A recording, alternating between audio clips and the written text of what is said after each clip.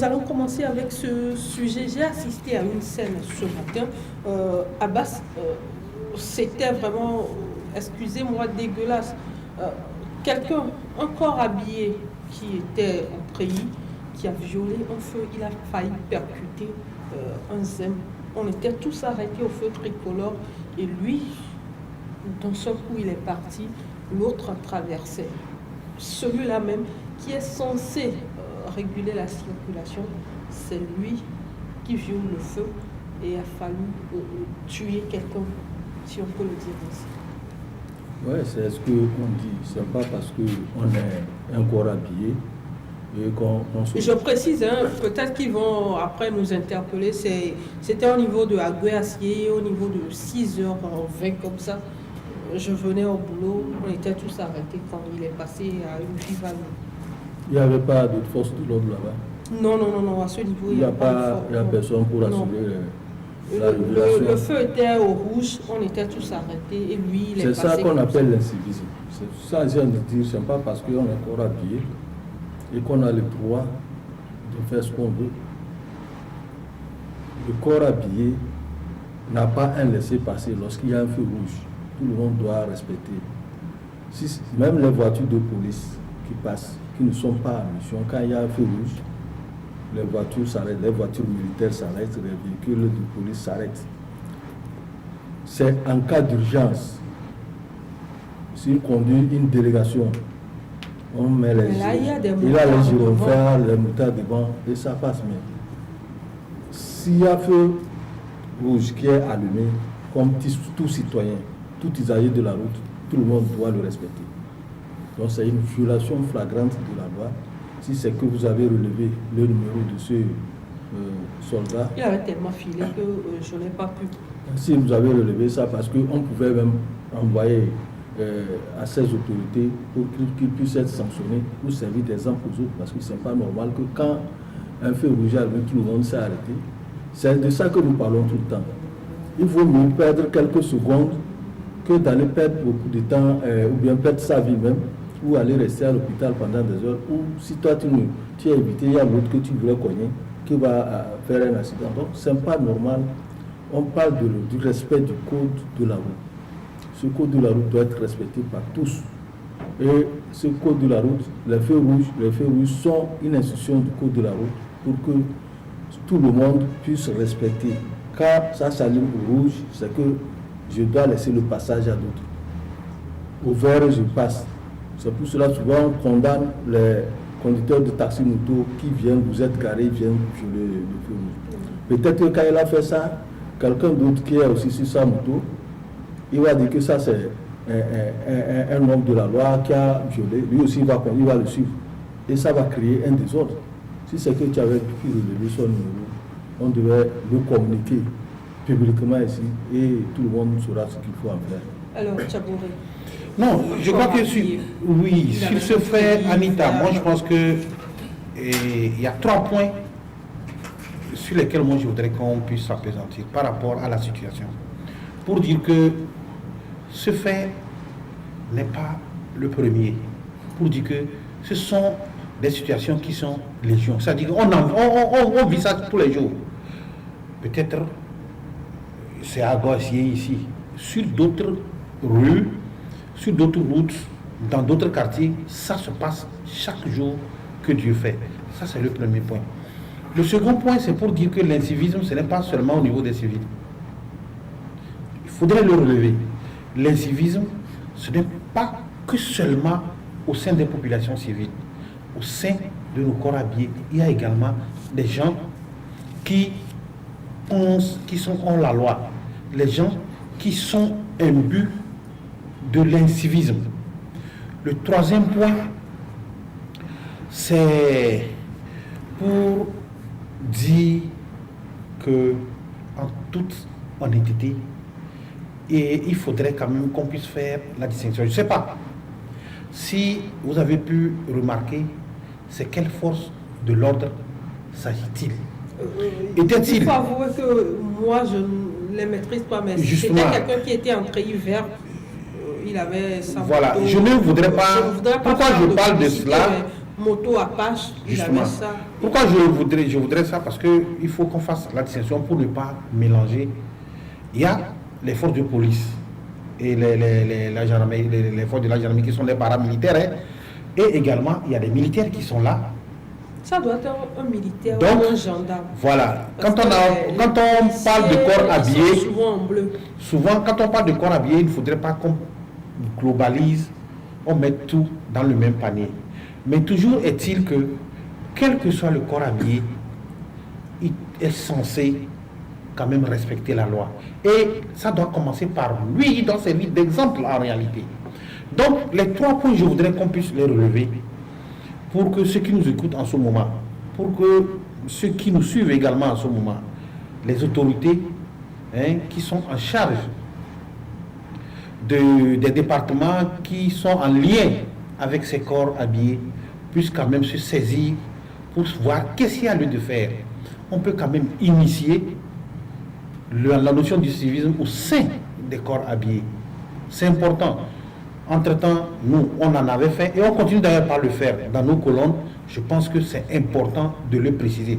Ce n'est pas que seulement au sein de la population civile que les gens font de l'incivisme, au sein de nos corps habillés. Ceux-là qui sont censés nous porter exemple, ceux-là qui sont censés servir d'exemple aussi au sein de ces personnes, il y a également des gens qui sont inciviles. C'est ce que je justement parce qu'aujourd'hui, au niveau du feu tricolore, des feux tricolores plutôt, il y avait quelqu'un qui a dit « Sojae ». À part ça, l'incivisme, on vient de le dire tout à l'heure, est-ce que ça doit revenir, la notion du civisme doit revenir dans nos éducations à partir du cours primaire, comme on fait, et du CIPO et autres, là, revenir avec ça pour que tout le monde sache qu'il y a des choses qu'il faut respecter dans la société. Oui, l'incivisme est déjà parti. Il faut dire que cet incivisme, ça a commencé depuis 1990 avec l'avènement de la démocratie où tout le monde croit que la démocratie c'est le libertinage. On peut faire tout sans le respect de la loi. Nous, quand on était là, la première leçon à l'école qu'on nous donne, on met leçon de morale, mais c'est sous forme de civisme. Leçon de morale, ne faites pas ceci, respectez les grandes personnalités, vos parents. Aujourd'hui, je ne sais pas s'il y a encore ce chapitre-là dans le programme des gens, Édit civil, ou bien comment on appelle ça. Et puis après tout, Édit civil. Après, il y a eu ce qu'on appelait l'éducation au civisme. Aujourd'hui, quand vous prenez dans notre gouvernement, il y a un ministère chargé du civisme, éducation civique. Je crois que ça n'a pas été enlevé. Et c'est pour cela je me pose la question de savoir qu'est devenu le mois de civisme qu'on avait lancé. Entre-temps, on n'a plus appliqué. C'est-à-dire, il y a le mois du civisme. Après le mois de civisme, on a vu le mois de consommation locale. Le mois de civisme. En octobre. Un jour, on va entendre parler de mois de consommation locale aussi. Dans le passé, parce que le mois de civisme n'existe plus. Ça n'existe plus. Or, en ce moment-là, il y avait au temps du Premier ministre Ngbo, vu la manière dont l'incivisme a gagné le terrain, le Premier ministre Ngbo amenait les journalistes, aidait la presse à sensibiliser la population sur la notion du civisme. Et à chaque parution de chaque journal, toutes les semaines, il y a un coin sur lequel on parle du civisme. Et en ce temps-là, l'incivisme a baissé d'un cran. Mais quand le Premier ministre Sambou est venu, il a enlevé ce programme-là. Et finalement, il y a un regain d'incivisme qui a commencé. Aujourd'hui, quand vous allez payer, personne ne respecte plus rien. Or, les gens ne savent pas que quand on parle de démocratie, c'est le respect de la loi. Et qui parle de la loi et qui parle de démocratie parle de la dictature de la loi. Donc si vous ne respectez pas la loi, c'est que vous serez soumis aux sanctions sévères prévues par cette loi. Vous allez sortir en route maintenant, par exemple, le cas de ce militaire, c'est un militaire, c'est pas... Oui, il faut quand même Surtout qu'il est en vert. En treillis vert. Pour les policiers et les gendarmeries, c'est pas en treillis, ils ont leur treillis. Leur treillis ne tire pas sur le vert. C'est taché de noir, bleu comme ça. Tenue léopard. Ok, lui, c'était du vert. Donc c'est un militaire. Peut-être qu'il va te dire qu'il est en retard pour le camp. Alors, il faut sacrifier la vie des gens. Il n'a pas le droit de violer le feu. Mais ce n'est pas le seul qui fait ça. Vous avez vu les gens qui conduisent sur le route Tchabouré là de tout à l'heure, dans tous les carrefours. Personne ne respecte plus. S'ils voient même les policiers là-bas, très souvent, ils jettent un coup d'œil. Si celui qui régule la circulation n'est pas attentionné, il s'en va. Tout de suite, même moi, en venant là, j'ai vu beaucoup de situations comme ça où les gens violaient le feu rouge, alors que nous sommes arrêtés pour que le feu s'allume. Donc, l'incivisme a disparu aujourd'hui. Il faudrait le relancer, surtout au niveau de l'éducation à la base. Le chef de l'État l'avait dit en ce temps, quand il a parlé de l'équité au niveau de l'éducation, il faudrait que l'éducation à la base reprenne cette histoire d'éducation civique et morale même, pour amener les enfants à comprendre que malgré ce qu'on dit dans la démocratie, ce n'est pas le libertinage. Vous voyez, c'est cet incivisme qui a fait qu'aujourd'hui dans les écoles, on ne peut même pas corriger un enfant. Il y a des enfants même qui vont aller même jusqu'à gifler leur professeur. Et la dernière fois, il y a... On ne frappe plus les enfants. On ne frappe pas, mais les enfants frappent les professeurs. Et la dernière fois, le professeur Kokoroko a eu à prendre une sanction à l'endroit de 2 élèves qui ont giflé leur professeur. Donc, depuis quand un enfant peut se lever et même inviter son professeur à table? Pas dans notre temps quand même. Ce n'est pas de l'incivisme. Et d'ici, ce n'est pas de l'incivisme. Ce n'est pas de l'incivisme. Nous, à notre temps, quand tu vois ton professeur, même ton enseignant arriver, tu vas courir, te cacher. Parce que tu ne veux pas qu'il te voie pour que le lendemain, là, à l'école, tu subis une correction de sa part. Même leur papa, là, les gens voient leur papa, ça ne leur dit rien. Ils peuvent faire toutes des bêtises devant leurs parents, toutes les bêtises au niveau des enseignants, parce que c'est des enfants qui sont grands, qui ont quelque chose, et le professeur, il se moque du professeur. À la sortie, à la récréation, là, il invite le professeur de venir prendre un pot avec lui. Et je voudrais ajouter quelque chose. Je voudrais ajouter quelque chose par rapport à la scène de ce matin dont tu venais de faire cas. Il y a quelque chose qu'il faut ajouter. Vous imaginez qu'il y a encore dans les corps habillés certains qui ne font pas l'immatriculation de leur engin? Oui, il y en a. Le matin, vous êtes en train de circuler ou bien en circulation, vous voyez les corps habillés qui sont sur leur engin. 5h30. Justement, les corps habillés qui sont sur leur engin, non immatriculés. Quel exemple ces personnes, ces hommes de loi donnent à la population? La question reste posée. C'est le lieu, franchement, de dire au gouvernement et surtout au portefeuille qui est en charge de ce service de voir qu'est-ce qu'il y a lieu de faire pour le lancer. En tout cas, nous sommes là pour apporter ce qui est de notre mieux pour pouvoir accompagner le gouvernement dans ce sens. Je l'ai dit, Abbas a dit quelque chose de très important. Il y avait un programme qui avait été initié au temps de Wumbo et nous le faisions. C'était intéressant. Même au niveau de Canal FM, les gens appelaient pour féliciter. Je me rappelle, Abbas Kaboua a appelé Canal FM pour féliciter. Il a même intervenu pour féliciter ce travail qui se fait et qui permet à la population d'être sensibilisée. Mais quand le remplaçant de M. Wumbo est arrivé, il a carrément banni le programme, estimant que au même moment, il ne peut pas comprendre que les gens l'attaquent dans un journal et au même moment, on fait de l'élection civique. Bon, nous sommes en démocratie et on devait laisser les gens évoluer. Si les gens estiment qu'on les a attaqués, je pense qu'il y a aussi la loi qui est là. Les gens savent là où il faut faire recours. Donc, je voudrais insister là-dessus. Franchement, nous sommes là au niveau des médias. Nous sommes là. S'il y a possibilité de relancer le programme, je pense que nos responsables d'association sont là, ils sont disposés pour qu'on puisse discuter avec le gouvernement pour voir qu'est-ce qu'il y a lieu de faire. Sinon, alors, c'est de trop. vous êtes là, les médias sont là pour accompagner les uns et les autres. Au même moment, en cette période de crise, les gens sont accompagnés, mais pas nous, les médias. Il faudrait payer l'électricité, tout ce qui va avec, mais on est là. Anita, hier, j'ai été un peu choqué. J'étais à une émission avec un responsable de la santé qui était une personne de ressources et qui parlait au nom du comité, quoi, au nom du comité de riposte.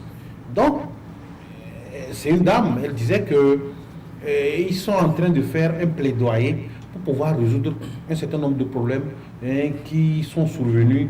Vous vous rappelez que depuis un certain temps, avec cette histoire, il y a les équipes qui se transportent sur les lieux pour pouvoir secourir les gens en cas de Covid ou autre. Ces équipes-là ne sont plus sur place. Donc il y a un problème. Il semble qu'il y a certains qui manifestent du fait que jusqu'alors rien n'est rentré. Ils manifestent pour rentrer dans leurs droits. Hier, elle disait qu'ils étaient en train de faire un plaidoyer pour voir dans les jours à venir, ça va se faire. Et nous, les médias, et c'est au niveau des médias, au niveau d'une radio privée de la place, qu'elle était en train de faire cette annonce, ça veut dire que c'est un plaidoyer qu'ils sont en train de faire, que le comité est en train de faire. Et on utilise le média pour faire ce plaidoyer, parce que l'annonce a été faite. Mais au même moment, nous, les médias qui avons travaillé, qui contribuons énormément à faire cette sensibilisation, on nous met à l'écart. À la fin, en offre, je l'ai dit, madame, en toute sincérité, moi j'aurais cru que vous devez quand même prendre nos préoccupations également, dire que ce plaidoyer devrait s'élargir quand même au nous, parce que ça fait longtemps qu'on en parle, Nous n'avons pas de moyens, nous souffrons en ce moment de Covid, en plus de la souffrance qui était là, la pandémie est venue en rajouter et nous ne savons pas, nous ne savons plus à quel sens se vouer. Or, nous avons été quand même approchés par rapport à certaines promesses. Nous l'avons dit la semaine dernière et nous avons contribué. On a apporté ce qu'il faut, mais malheureusement avec des promesses que les gens nous ont faites, mais malheureusement ces promesses en retour ne sont pas arrivées. Donc nous continuerons toujours par en parler et nous espérons que les autorités nous écoutent en ce moment, les autorités nous regardent en ce moment et quelque chose va être fait. Sinon ce n'est pas bien. Nous souffrons et il faut faire quelque chose. Alors, les journalistes souffrent, il faut faire quelque chose à base. Pour vous qui êtes proche de certaines organisations, je rappelle que vous êtes conseiller à l'UT, est-ce que les démarches continuent? Les démarches continuent, il faut les polices, mais on ne peut rien, on ne peut pas les forcer la main. Puisque du temps donné que quand mais c'est un travail qui a été fait. Un travail a été fait, mais on a fait des témoins fatigués. Si on ne veut pas tout payer, là où tu peux aller, mais nous on n'a pas le droit d'aller là-bas. Seulement que quand quelqu'un te demande un travail et qu'il ne t'a pas payé, la prochaine fois c'est que la personne aura des difficultés à t'approcher pour te demander un travail. Donc aujourd'hui, nous, on va laisser ça. Peut-être que le gouvernement est en train de penser à comment nous gérer, puisque le gouvernement a toujours besoin des médias. Chaque fois qu'il y a quelque chose à faire, c'est que le gouvernement approche les médias. Donc, et une occasion se présentera, vont encore se présenter au niveau des médias. Et par rapport au service dont on était en train de parler, je pense que les choses doivent évoluer plus que ça. Je me dis que l'argent qu'on avait pris, les sous qu'on avait pris pour ce projet de mois de civisme, aller le lancer, je crois que c'est l'État d'Apawan qu'ils ont fait ça, et qu'à chaque mois là, on devait faire. Cet argent devait nous servir, si c'est aux médias, on avait mis ça à disposition des médias pour continuer la sensibilisation, même durant toute l'année, ça allait passer. Parce qu'aujourd'hui, c'est devenu un casse-tête où, quand vous passez, vous allez voir des femmes qui jettent l'eau dans les caniveaux, les ordures dures dans les caniveaux.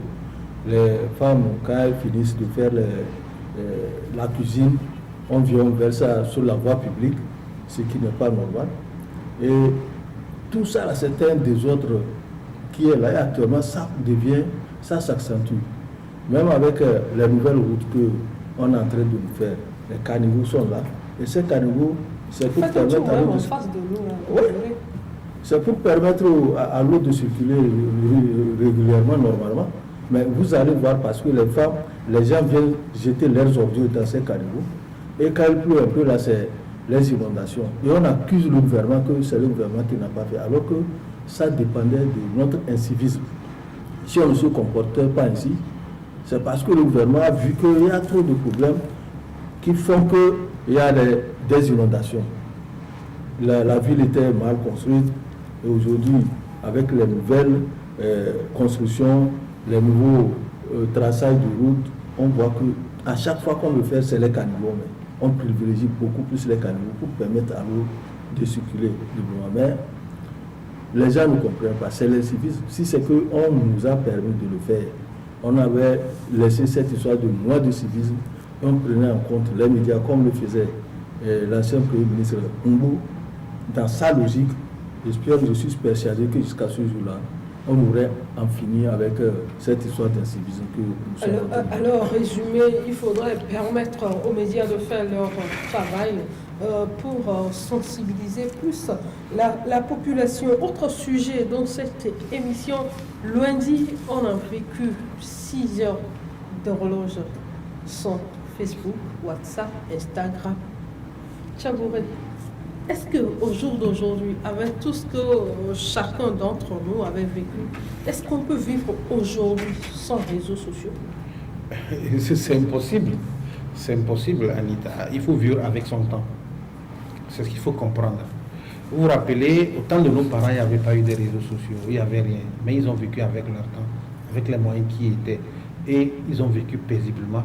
C'est vrai qu'il y avait des soucis, il y avait des problèmes, mais ils en ont fait avec. La génération, nous, c'est vrai, on est venu voir les réseaux sociaux. Et aujourd'hui, avec nos enfants, avec les générations qui viennent après nous, vous voyez qu'il y a une autre mentalité qui s'installe avec ces gens. Nous sommes en train de parler de l'incivisme et nous avons fait le distinguo entre ce qui s'est passé, ce que nous avons vécu aujourd'hui, ce qu'on vit avec la nouvelle génération. Donc je pense qu'aujourd'hui, avec ce qui se passe, ce qu'on a vu l'autre fois, le lundi passé, on ne peut plus s'en passer des réseaux sociaux. Ce n'est pas possible. Parce que les réseaux sociaux, ça sert à faire beaucoup de choses au niveau commercial, au niveau économique. Et vous savez, par rapport à... En rubrique, vous avez redémarré votre téléphone combien de fois déjà la dernière fois? Mais attends, je ne peux pas compter. Je ne peux pas compter. Sérieusement, même dans la nuit profonde, j'ai quitté pour le faire parce que j'avais besoin de ça pour travailler. J'avais besoin de ça pour... je devais recevoir certains messages, je devais recevoir même certains papiers, certains articles qui ont été faits par mes collaborateurs pour que je puisse les visualiser le lendemain. Justement, le travail. Donc, vous voyez à peu près ce qui se passe, ça veut dire que ça a affecté. C'est pour dire qu'on ne peut plus vivre sans... Le monde évolue. Peut-être d'ici 50, 20 ans, 30 ans, 50 ans, on aura encore autre chose. Mais, ce qu'il faut savoir utiliser, ces moyens de communication que le monde, avec l'évolution du monde, nous avons aujourd'hui. Nous avons aujourd'hui. Si vous avez suivi à peu près, vous avez fait des recherches, c'est des milliards, des milliards et des milliards qui se sont, qui se sont envolés. Et vous allez voir que même dans nos sociétés également, il y a beaucoup de choses qui sont passées outre. Par la faute de cette panne également. Donc, on ne peut pas dire qu'on peut s'en passer aujourd'hui de Facebook, de WhatsApp et d'autres. Non, non, non, non. On les utilise seulement ce que... Et par rapport à... Donc, il faut savoir un bon usage. Par rapport à notre génération, nous voyons comment est-ce que les gens l'utilisent. Les gens l'utilisent et ça rentre dans ce que nous sommes en train de dire, dans l'incivisme et dans la mauvaise éducation. Sinon, c'est une bonne chose. On vit avec notre temps. Par moment, on les recadre en les convoquant. Justement. Et aujourd'hui, il y a un qui était au Parlement, je crois, au Congrès, pour répondre d'un certain nombre de faits. Et je ne sais pas si c'est Facebook, le responsable de Facebook et autres, qui devait répondre. Et vous savez, là-bas, ça ne badine pas. Quand il y a sanction, on prend la sanction. C'est comme ça, c'est rapide. Alors, Abbas, nous avons vécu quelques heures sans Facebook, WhatsApp, Instagram, et on était devenus fous. Est-ce qu'au jour d'aujourd'hui, nous pouvons vivre sans réseaux sociaux? Donc, on parle maintenant des nouvelles technologies de communication. Ce sont les TIC. Et actuellement, vous avez vu qu'à tous les niveaux, même le gouvernement est en train de se battre pour faire la digitalisation, communiquer entre nous simplement, c'est-à-dire des choses que tu peux faire rester à la maison. Tu restes à la maison, tu fais ça, tu gères ton problème dans ton dossier. Vous n'allez pas vous rendre compte de ce que les gens ont perdu en ces 6 heures de coupure-là. Les hommes d'affaires, les milliards peut-être qu'ils ont perdu. Puisque ça se négocie. Tu es ici, tu peux faire des commandes à travers l'Europe et on t'envoie, tu paies avec ça. Donc le problème, les gens se donnent des rendez-vous à partir de ces réseaux sociaux-là. Des rendez-vous d'affaires. Des rendez-vous d'affaires. Non, c'est bon. Des rendez-vous d'affaires à travers de ça. Donc, je pense que ça fait beaucoup de mal aussi aux opérateurs économiques qui le font, même nous, à notre niveau. Lorsque moi j'étais en train de travailler, d'écrire certains articles, et vers 16h30, j'ai vu que le truc, l'internet ne fonctionnait pas. Mais je me suis demandé, est-ce que c'est à mon niveau? J'ai vérifié, j'avais au moins les mégas, alors que je venais de charger aussi mon Wi-Fi. J'ai dit, mais il y a quel problème? Avec le Wi-Fi, la dernière fois, c'était juste YouTube et autres. Non, Telegram. Tout le monde était obligé, le jour-là, j'ai vu comment les gens sont redevenus. Les télégrammistes. Les télégrammistes. Donc, ici, là, on ne peut plus vivre sans ces réseaux sociaux-là, sans ce canal de communication-là. On ne peut pas. Parce que quand vous prenez, avant, nos parents, il n'y avait même pas de téléphone. Il n'y avait même pas de voiture de déplacement. Il y a eu les garmafos. Après, les garmafos, là, on a eu les téléphones. C'est à partir de 1900. La petite va grandir dans un mois. En 1998, comme ça qu'on a commencé par avoir les téléphones portables. Et ça a continué maintenant. Et ça évolue. On ne connaissait même pas ce qu'on appelait WhatsApp, ni Facebook comme ça. Mais après, les téléphones où on se communiquait, on écrivait des SMS, c'est tout. Maintenant, ça évolue. Et vous voyez l'usage que les gens en font de ça, positif et négatif. Et c'est ce qui est négatif que les gens aiment voir. Ils aiment lire ça et adopter ça. Alors que le positif, les gens ne prêtent pas attention. Est-ce qu'ils comprennent que c'est négatif? Pour eux, c'est la vie de l'Occident. C'est la vie de l'Occident. On va vivre comme les Occidentaux. Et puis quand tu vois des gens, et ils n'ont qu'à m'excuser, c'est ceux qui sont souvent illettrés, qui croient en ces genres de choses. Moi, je connais des gens, quand ils voient quelque chose comme ça, c'est avec fierté qu'ils se mettent à partager. Parce que ça fait ceci, ça dit de mal sur le gouvernement, ça parle de quoi, et donc, sans vérifier, on partage. C'est ça, j'avais l'a dit tout à l'heure, ça entre dans le cadre de l'incivisme dont nous faisons preuve. Surtout, ces réseaux sociaux nous ont amené aussi conduit dans l'incivisme beaucoup plus. Si bien qu'on ne veut même pas respecter l'autorité. Mais on ne peut pas s'en séparer. Hein? On ne peut pas s'en séparer. On ne peut pas s'en séparer. Le problème, c'est que c'est un problème, une nécessité. C'est devenu une nécessité maintenant. Autrement, c'est un couteau à double tranchant. C'est un couteau à double tranchant. C'est un couteau à double tranchant. Mais c'est que ceux qui savent ce qu'ils veulent, je vais parler des hommes d'affaires et nous, qui sommes des hommes des médias, qui savons également que lorsqu'on utilise ça, ça peut nous permettre de faire convenablement notre travail. Je pense que nous faisons bon usage de ces réseaux sociaux-là. Seulement, c'est ceux-là qui ne savent pas ce qu'ils veulent. Et il y en a au sein de notre société, il y a certains qui ne savent pas ce qu'ils veulent. Et quand ils sont en face de ces réseaux sociaux, au lieu de les utiliser pour faire des affaires, pour prospérer, pour évoluer, pour se développer, mais ils les utilisent à autre chose. Mais que les gens le sachent, hein, si vous utilisez ça à bon escient, vous aurez un bon résultat. Si vous utilisez également à mauvais escient, vous aurez aussi un mauvais résultat. Et les mauvais résultats, nous savons là où ça conduit à celui qui fait usage de façon malsaine,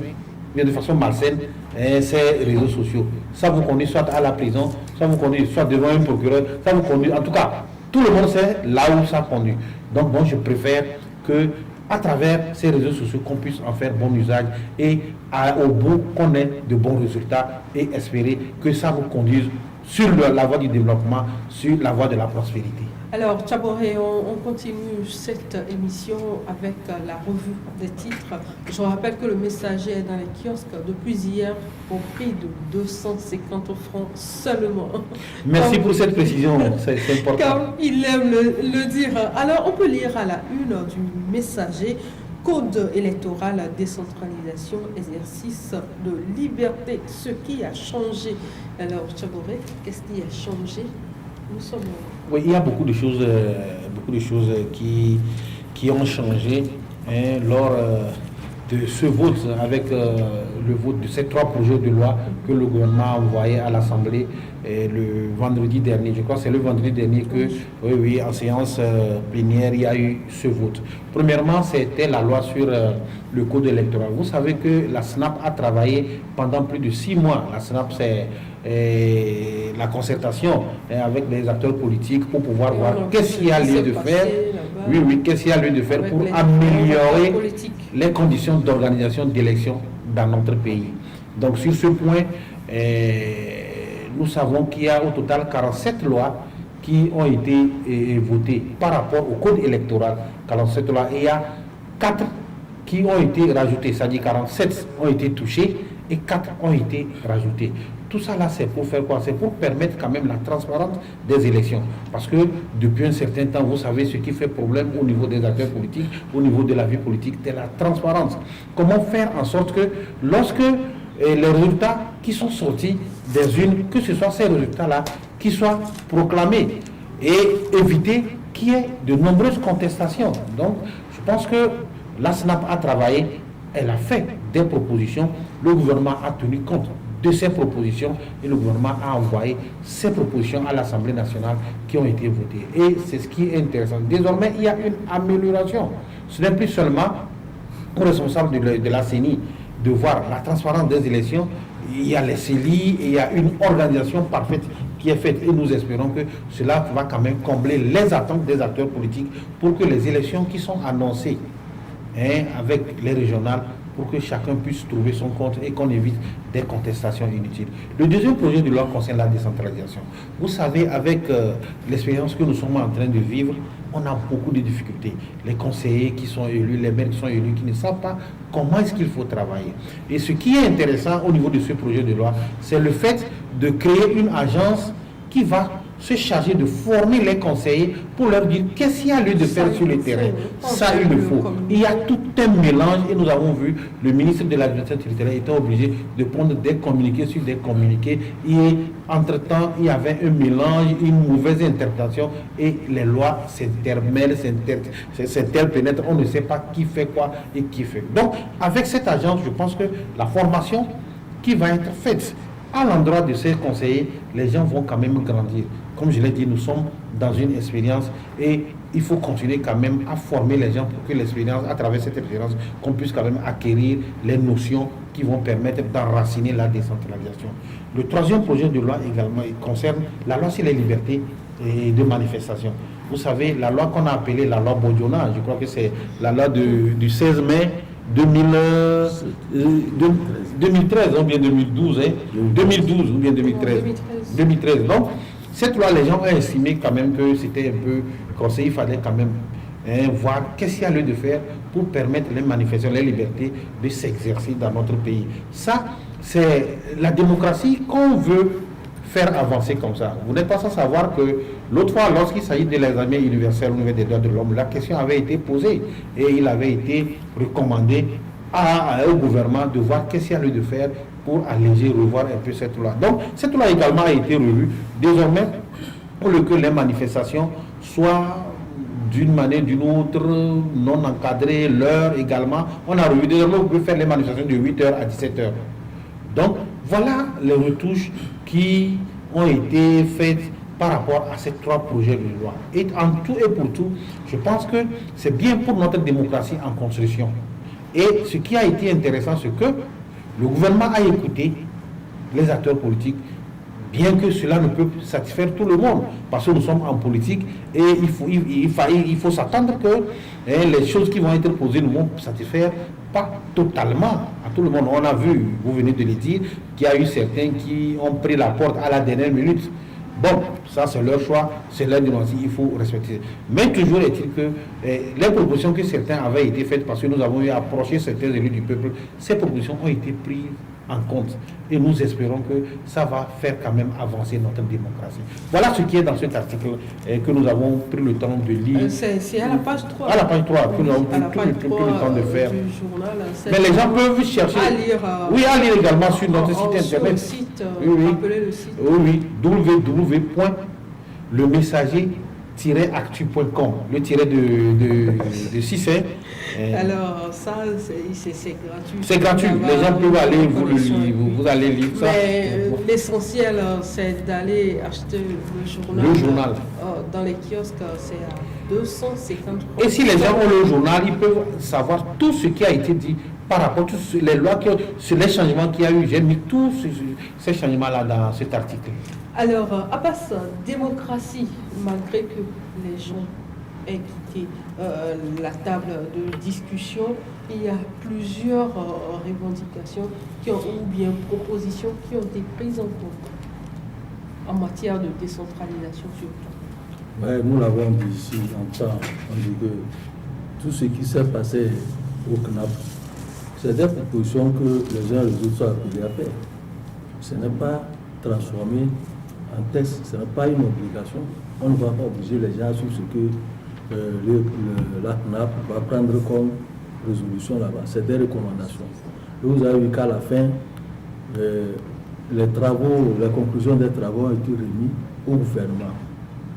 Je l'ai dit que c'est le gouvernement, par rapport à ces recommandations, le gouvernement va étudier celles qui sont importantes et il va les transmettre à l'Assemblée nationale, les transformer en projet de loi. Et ça a été fait au niveau du gouvernement et le Conseil des ministres. Le gouvernement a dit il y a un projet de loi sur tel. Et ce projet de loi a été envoyé à l'Assemblée nationale. C'est toute une procédure. Et l'Assemblée nationale a pu voter. Et tout, selon les informations, tout ce qui a été les propositions, les demandes, les doléances des partis qui ont participé au CNAP, au moins la plupart, la majorité à 80%, ont été prises en compte avec quelques rectifications, modifications. Et la loi, quand vous pouvez faire la loi, il faut discuter et apporter des amendements et modifier, faire ce qu'il faut faire. Donc aujourd'hui, nous avons une loi, ces 3 lois, il y a 3 lois qui ont été votées, sur lesquelles nous devons marcher. Beaucoup d'innovations ont été faites, ça aurait déjà cité sous. Ici, nous aussi, nous étions revenus là-dessus, surtout pour la transparence des élections, où les gens critiquaient sur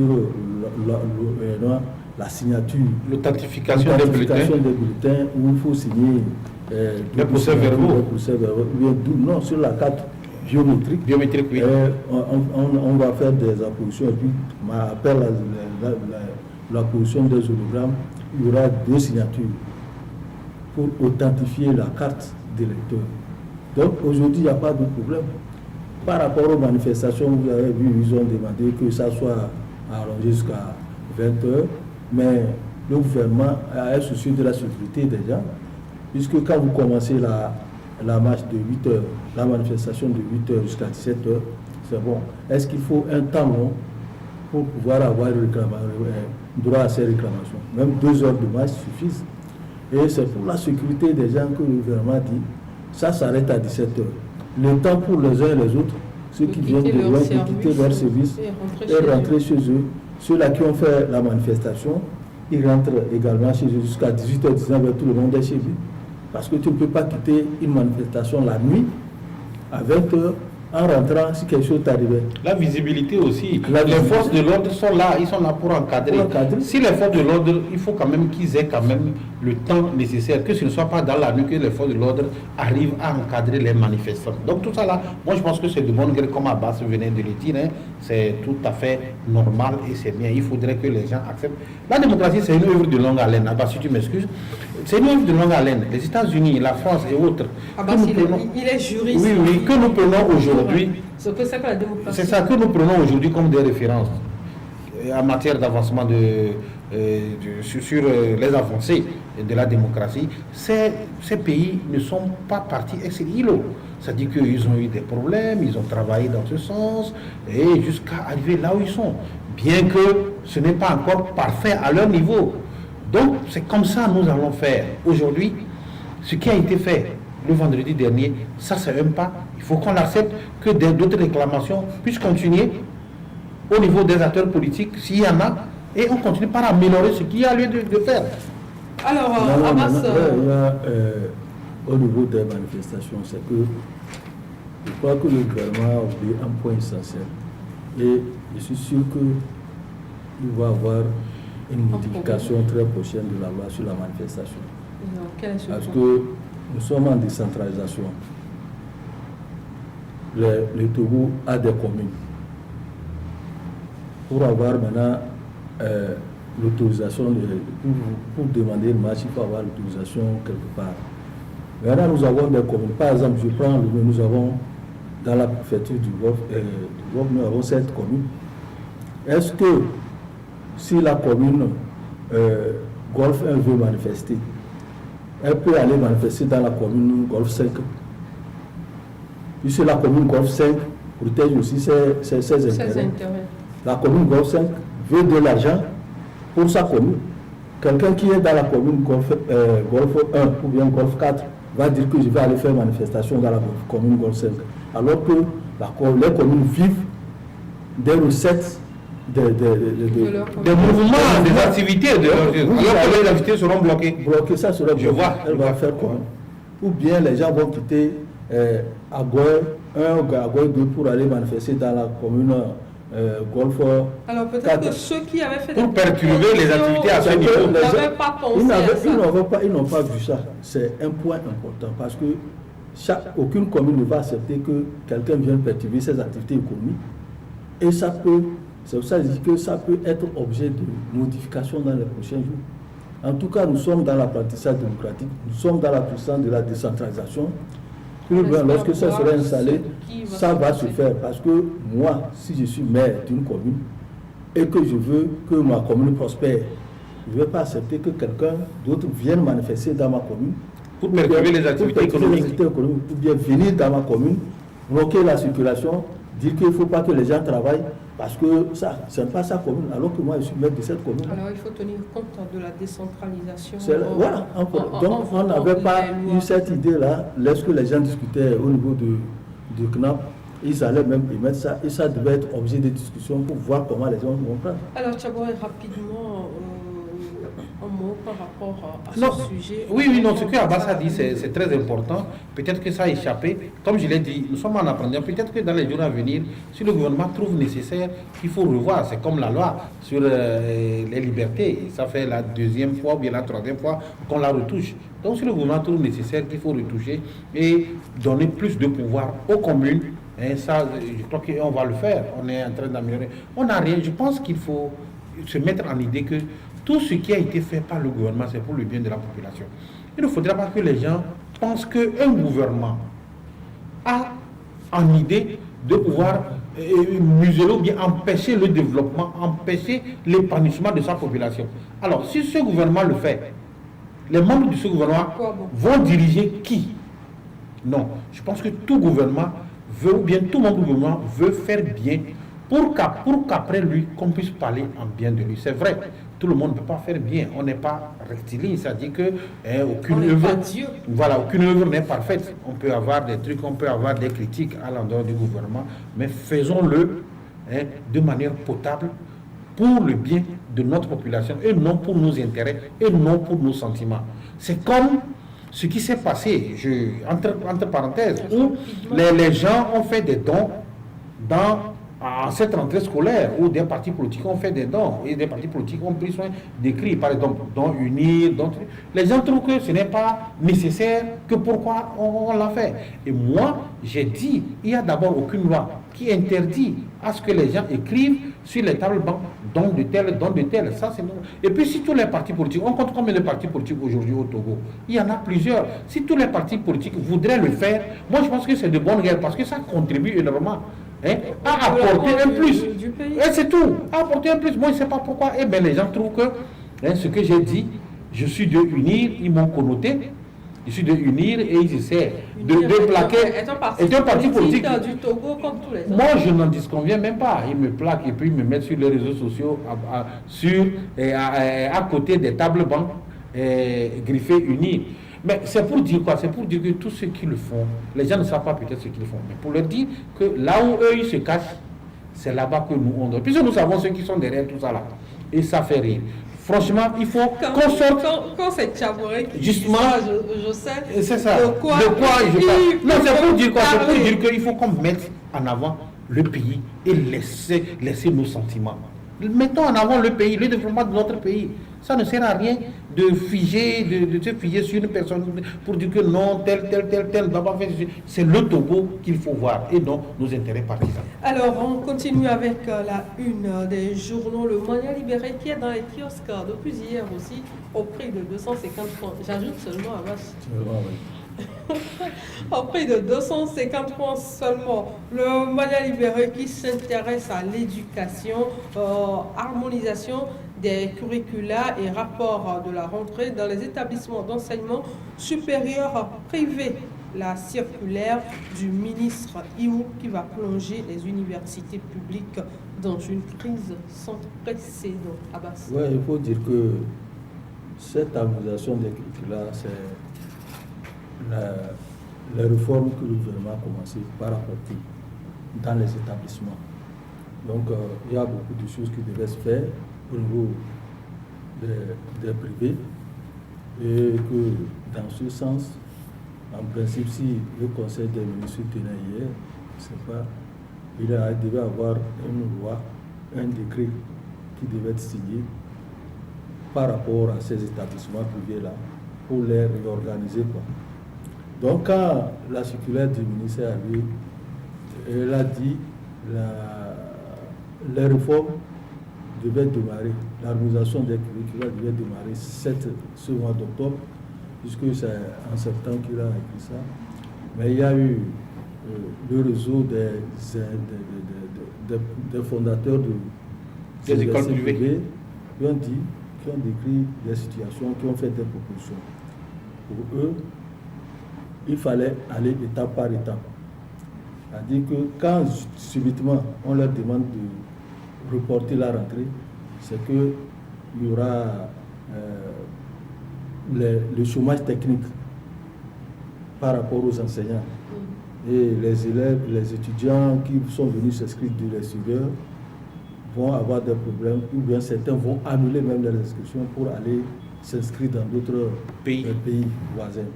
Ils ont relevé ça. Donc, ils disent qu'il faudrait harmoniser tout, même jusqu'aux universités publiques, pour permettre à tout le monde d'être sur le même pied d'égalité. Nous avons dit que, comme le chef de l'État lui-même dit que les étudiants, les élèves étudiants autres, soient sur le même pied d'égalité d'études et de connaissances, si il faut passer par là pour que tout le monde soit harmonisé et qu'un diplôme donné par une école privée ne soit pas rejeté, il faut aller sur ce point. Donc pour les parents et les fondateurs de ces universités ils ont fait deux propositions. Ils disent qu'on peut commencer l'harmonisation de ces curricula-là en même temps cette année et de façon graduelle. C'est-à-dire qu'on commence pour la première année, première phase, et ça continue, deuxième année, deuxième phase, troisième phase, troisième année. Comme ça, tout le monde entre dans le curriculum. Donc, et c'est pour ça qu'ils font ces propositions-là.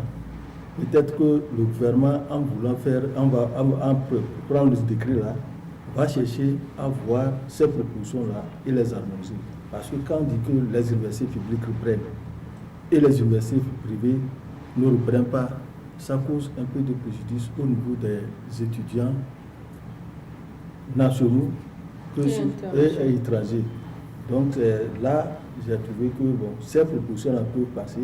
Si le gouvernement, ils ont écrit, ils ont envoyé ces propositions-là au ministre de relire, que si ils pouvaient se conformer à ces propositions-là, les choses vont aller mieux pour l'ensemble des établissements supérieurs de l'université ici. Donc c'est pour ça que nous avons dit, peut-être nous avons parlé pour attirer l'attention. Alors, pour lire l'article, il faut courir dans les kiosques, acheter le journal, le Mania Libéré, au prix de 250 francs seulement. Hein. Ils exigent que j'appuie sur ça. Chaboré, un mot rapide. Non, le mot c'est pour dire quoi? C'est pour dire que d'abord, le gouvernement est en train de faire un travail formidable, surtout au niveau de l'université. Il y avait trop de désordre. Il y avait la pagaille qui s'était instaurée à un moment donné. Vous avez vu le problème qui existe aujourd'hui avec certaines universités où les gens parlent du trafic de diplômes ou de faux diplômes.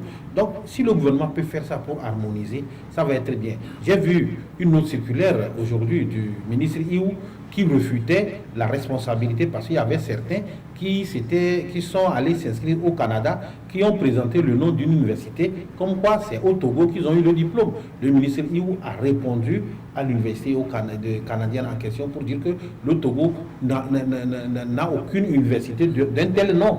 Donc tout ça là, c'est pour donner de la valeur à notre enseignement, donner de la valeur aux diplômes qu'on offre dans notre pays. Vous savez, notre diplôme ont été toujours valorisés et les gens le reconnaissent au plan international. Il faut qu'on continue sur cette lancée. Il ne faudrait pas que les esprits malins essaient de mettre des bâtons dans les roues pour salir l'image de notre pays. Donc, ce que le ministre est en train de faire, c'est une bonne chose, mais je pense qu'il faut harmoniser les idées, comme l'a dit Abbas, avec les fondateurs d'établissements et d'universités privées pour pouvoir leur permettre, parce qu'eux aussi, ils apportent un plus, un plus, beaucoup. Ils aident même le gouvernement, parce qu'ils regorgent.